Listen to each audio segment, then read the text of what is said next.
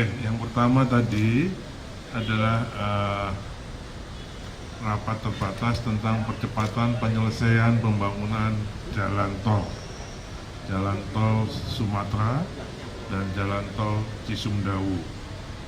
Untuk jalan tol Sumatera dengan panjang sekitar 2.800 km, itu yang terdiri dari backbone-nya dari Bakauheni sampai Banda Aceh, dengan sayap-sayapnya dari Bengkulu, Palembang, Padang, Pekanbaru, Sibolga, Medan. Itu total 2.800-an kilometer. Oke. Sekarang sudah terbangun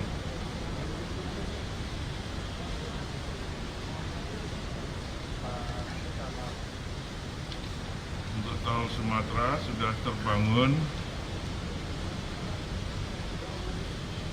393 km yang sudah tersambung, ya. Yang dalam konstruksi under construction 1.194 km, progresnya 41%, ya, atau total 41%, bukan progres. Jadi sekali lagi total panjangnya 2.800, yang sudah operasi 393 km, yang under construction 1.194, dan sedang persiapan 1.291 km. Okay. Targetnya kita ingin menyelesaikan sampai dengan 2024. Okay. Kendalanya hanya satu, pendanaan. Okay. Jadi kalau untuk seluruhnya tadi 2.878 km dibutuhkan anggaran seluruhnya 500 triliun, ya, termasuk yang sudah operasi tadi.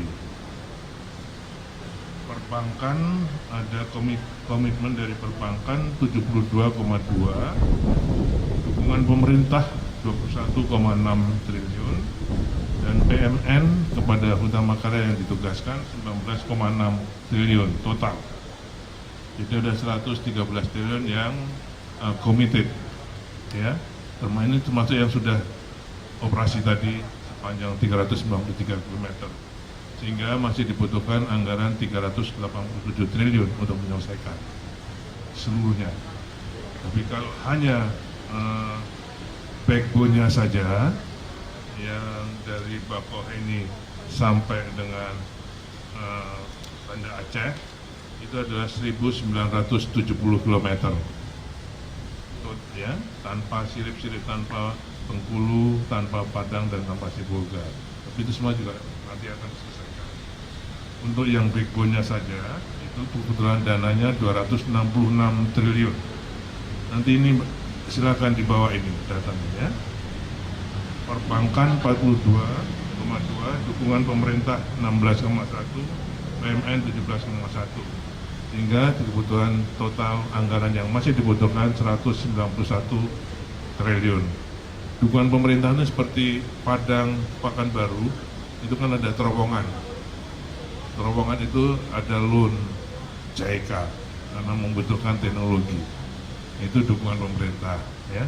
Ada lagi yang di antara Bakauheni, Palembang juga ada dukungan pemerintah, jembatan dan berapa kilo. Jadi DGF-nya buat prakonstruksi. Tadi financing ini dibicarakan oleh Menteri BUMN, kemudian Menteri Investasi, Menko Perekonomian, dan Kementerian Keuangan. Ya. Ini ada beberapa option, beliau akan merumuskan mana yang akan, apakah dengan mengeluarkan bond dengan jangka panjang, pasti kalau bond dengan jangka panjang, itu pasti dengan jaminan pemerintah. Jadi ini khususnya untuk jalan tol Sumatera ini hanya pada pendanaan. Cisumdawu, panjang Cisumdawu sekitar 60 km totalnya, ya, 60, sekian.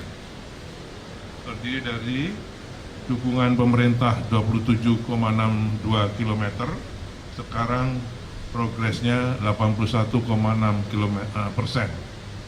Konstruksinya, tanahnya 91,23%. Ini seluruhnya akan diselesaikan, targetnya operasional September 2021. Kemudian untuk yang ruas tanggung jawab PUJT, yaitu PT Citra Karya Jabar Tol 33,22 km. Ya. Seksi 3 progresnya sudah, seksi 3 itu sekitar 4 km, sudah 95,76 persen progres konstruksinya. Ya. Targetnya September. Sedangkan yang seksi 4, 5, dan 6 sepanjang 29,17 km. Yang seksi 6 ada tanah Brutani yang sudah bisa dikerjakan, sehingga progres konstruksinya 5%. Ya.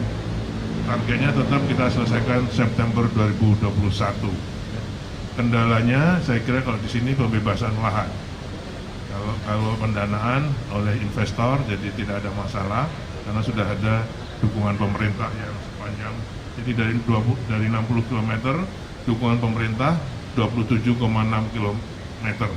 Jadi tidak ada masalah pendanaan, hanya masalah pembebasan lahan. Nah ini nanti ATR, Bapak Menteri ATR ditugaskan oleh Bapak Presiden untuk menangani, karena bukan hanya masalah harga dan sebagainya, tapi ada masalah regulasi atau hukum yang ada di situ. Jadi nanti akan ada tindak Pak ATR, karena semua tentang masalah tanah adalah tanggung jawab dan kewenangan Bapak Menteri ATR. Saya kira itu tadi.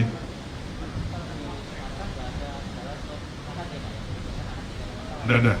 Kalau di jalan tol Sumatera tidak ada kendala masalah lahan, tapi ada pendanaan. Tadi dirumuskan betul, masalah pendanaan. Satu.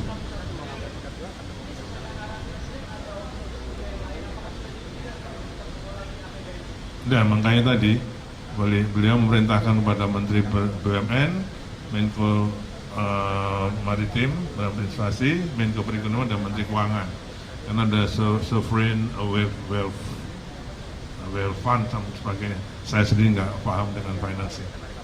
Ya itu tugasnya, ditugasi oleh Pak Pemerintah, oleh Pak Presiden.